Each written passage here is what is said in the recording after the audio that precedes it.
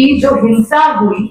उसमें तमाम फैक्ट्स, तमाम डेटास को हम देख रहे हैं कि लगातार हर दिन इसके ग्रेवनेस में हम इंटेंसिफिकेशन देख रहे हैं कि नए नए अपडेट्स आ रहे हैं और अलग अलग तरह से पुलिस की जो बर्बरता हुई उसका खुलासा होते जा रहा है।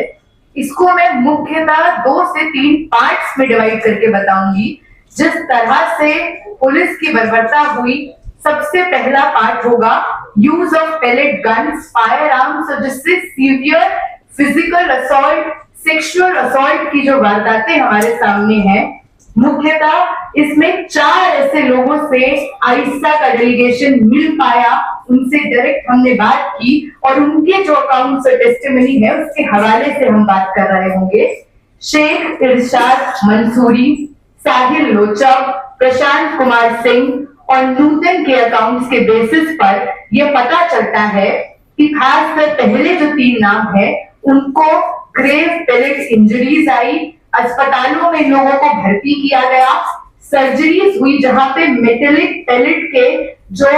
अवशेष शरीर में रह गए थे, डॉक्टर्स ने बाकायदा सर्जरी से इसको निकाला है। साहिल और इरशाद की यह हालत थी कि जिंदगी भर के लिए वो अपनी आईसाइट खो सकते थे, ब्लाइंड हो सकते थे, इस तरह की इंजरीज आई। पहले गन से जो लोग घायल हुए उनको फेस पर, आई सॉकेट के बगल में, चेस्ट पर, हाथ पर इंजरी सस्टेन हुई है और थ्रू सर्जरी साहिल और इरशाद का सर्जरी हो गया, प्रशांत की सर्जरी कल हुई है और उन पेलेट के जो अवशेष थे उसको निकाले गए हैं। नूतन एक केस आया जो उन्होंने बताया कि कनॉट प्लेस के पास एक जगह पर जब भगदड़ मची, टोलस्टॉय मार्ग से आगे जब मार्च बढ़ा तो वहां पे जो भगदड़ मची, वहां पर वो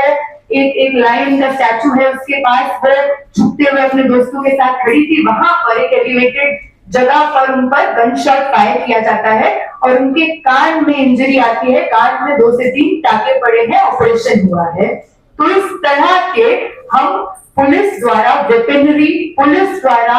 किसी भी इस तरह की नेशनल टेरिटरी कैपिटल में इस तरह का इस्तेमाल जो ऐतिहासिक रूप से बहुत हमने नहीं देखा है, पुलिस के ऐसे बयान आ रहे हैं कि नहीं हुआ है, इन चीजों का इस्तेमाल नहीं किया है, लेकिन जो एविडेंस है, जो लोगों की टेस्टिमनी है, उनकी जो इंजरीज है वो इसके विपरीत गवाह देती है। इसके अलावा हम देखते हैं कि जिस तरह का फिजिकल और सेक्सुअल असॉल्ट कैमरे से लेकर लोगों के शरीरों पे दर्ज है, लगातार आपको दिखेगा कि वो वीडियो सर्कुलेट हो रहे हैं उन महिलाओं से, उनमें से एक 2 महिलाओं से बात हुआ, उनको जिस तरह से बैटन से पुलिस के प्राइवेट पार्ट्स में वो बैटन इंसर्ट करने की कोशिश से लेकर अलग अलग तरह से महिलाओं के इतने अकाउंट से, जिन महिलाओं को जब पुलिस लाठीचार्ज कर रही है उनको लगातार डायरेक्टली ब्रेस्ट पे मारा गया है, ब्रेस्ट के अराउंड उनको पुश करते हुए पुलिस पर्सनल ने, आदमियों ने अपने हाथों से धक्का दिया है और अक्रॉस टेस्टिमनीज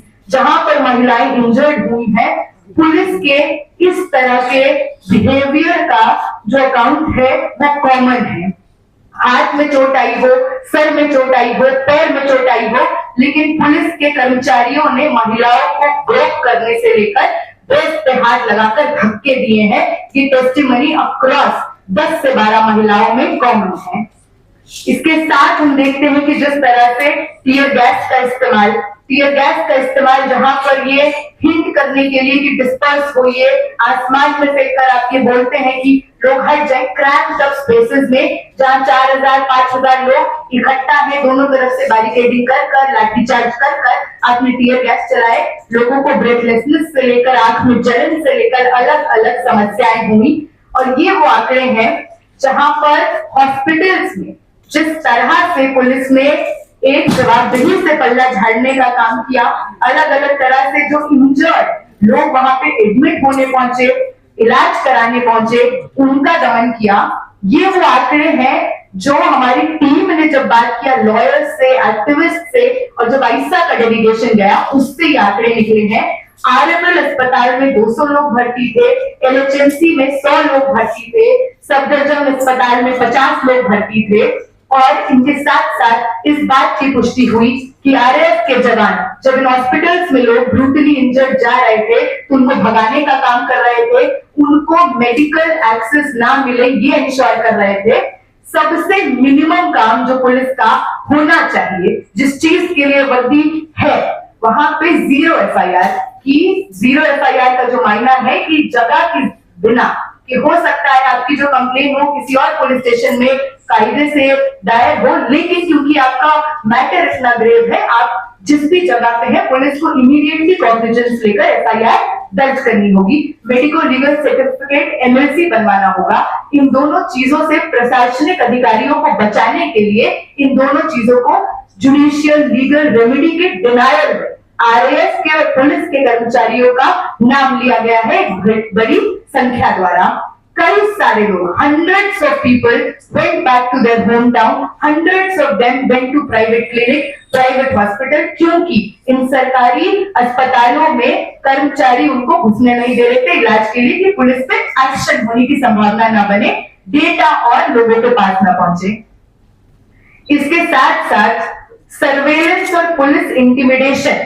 ये जो एक चीज हमने देखी, चाहे वो जंतर मंतर पर 15-15 फुट के जो हाई टावर्स इंस्टॉल किए गए, जहां पर हेवीली सर्वेलेंस इंस्टॉल किया गया। ऑरेंज वेस्ट में पुलिस द्वारा रिक्रूटेड वो लोग जो कम से कम 40-50 की संख्या में पूरे टाइम आपके पॉलिटिकल से प्राइवेट कॉन्वर्सेशंस की मॉनिटरिंग, वहां पे लगातार वीडियोग्राफी, फोटोज ले रहे थे, जिनके अलग अलग फॉर्म्स में आपको इंटरनेट से लेकर वहां पर पुलिस का रोड पे जो ऑफिस है, वहां पे आपको दिखेगा कि टीवी स्क्रीन पे उनकी जो मॉनिटरिंग हो रही है, शक्लें लोगों की वहां पर दिख रही है, कौन आ रहा है, कौन जा रहा है, कौन स्टेज पे आ रहा है, कौन सॉलिडारिटी एक्सटेंड करने आ रहा है। एक प्रोटेस्टर की प्रोफाइलिंग जिस तरह से की गई, और इस प्रोफाइलिंग के फॉर्म्स जो इंटिमिडेशन के रूप में बन के आए, वो हमने देखा कि अलग अलग तरह से जो लोग उस प्रदर्शन में शामिल थे, और खासकर एक प्रोफाइलिंग मुस्लिम स्टूडेंट्स की, मुस्लिम सिटीजन्स की,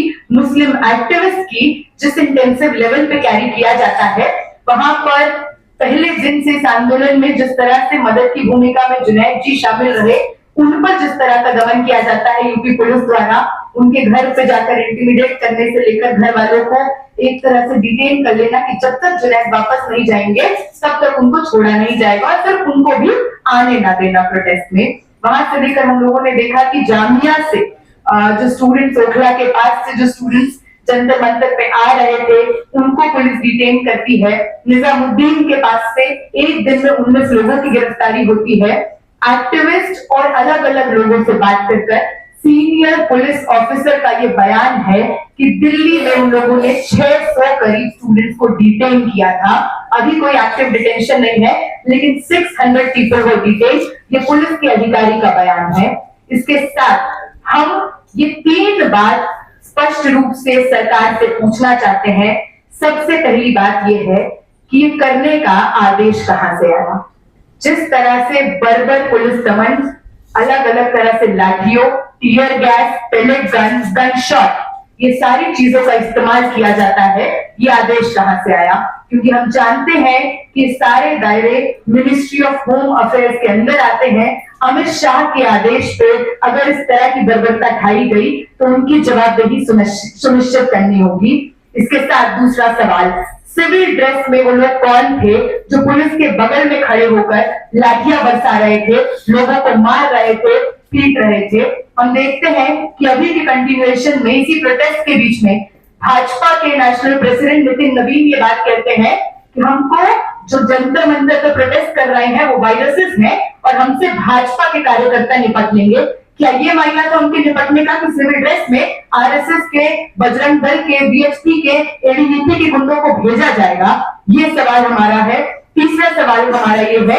कि हर तरह के अश्योरेंस देने के बाद यूनियन गवर्नमेंट अपने प्रॉमिस, अपने अश्योरेंस से मुंह करती क्यों है? बिहार से लेकर असम से लेकर निजामुद्दीन, दिल्ली भर में, कलकत्ता में इतने मास अरेस्ट और डिटेंशन और पुलिस इंटिमिडेशन क्यों कैरी ऑन होता है? अभी भी देश के अलग अलग जगहों पे पूरी तरह से लोग छूटे नहीं हैं। इसमें एक चीज बस और ऐड करना है कि टीजे मोहनदास, आरएसएस के आइडियोलॉग, उन्होंने एक बयान दिया कि जिस तरह से जो प्रोटेस्टर्स जंतर मंतर पे थे उनको मार देना चाहिए, उनका बस चलता तो उनको सबक सिखा चुके होते। और वहां पे जो महिला प्रोटेस्टर्स मौजूद थी वो रेप लविंग वुमेन थी, तो क्या इसी चीज की अगुवाई करते हुए, इसी चीज पर एक्ट करते हुए दिल्ली पुलिस ने, गुंडों ने महिलाओं के साथ सेक्सुअल असॉल्ट किया?